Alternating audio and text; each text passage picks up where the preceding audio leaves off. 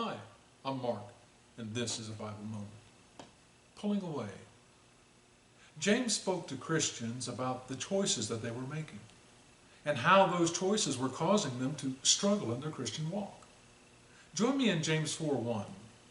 James 4:1. From whence cometh wars and fighting among you? Come ye not hence, even of your own lusts, that war against your members. Ye lust and have not, ye kill and desire to have and cannot obtain. Ye fight and war, yet ye have not, because ye ask not. Ye ask and receive not, because ye ask amiss, that ye may consume it upon your lusts.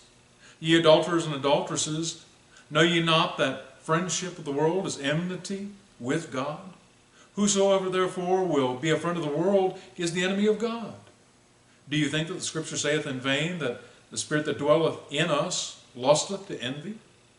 But he giveth more grace. Wherefore he saith, God resisteth the proud, but giveth grace unto the humble. Submit yourselves therefore to God, resist the devil, and he will flee from you. Draw nigh to God, and he will draw nigh to you. Cleanse your hands, ye sinners, and purify your hearts, ye double-minded. Now these souls were trying to live in the world, as a part of the world, and yet worship God as a Christian. They were confused as to why they were not happy. They were struggling, but they were praying. They relied upon the grace of God, yet they could not find peace and contentment.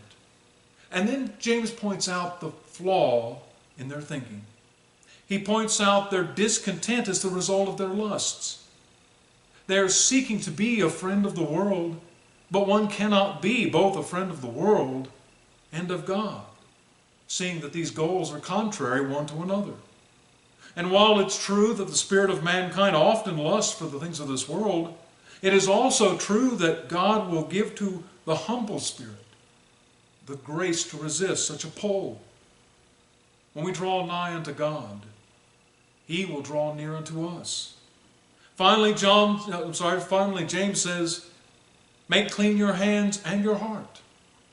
You who have been of two minds. Drawing near unto God means pulling away from the world. And drawing near unto the world means pulling away from God. So which will we choose? Will we choose to pull away from God or from the world? I'm Mark, and this has been a Bible Moment.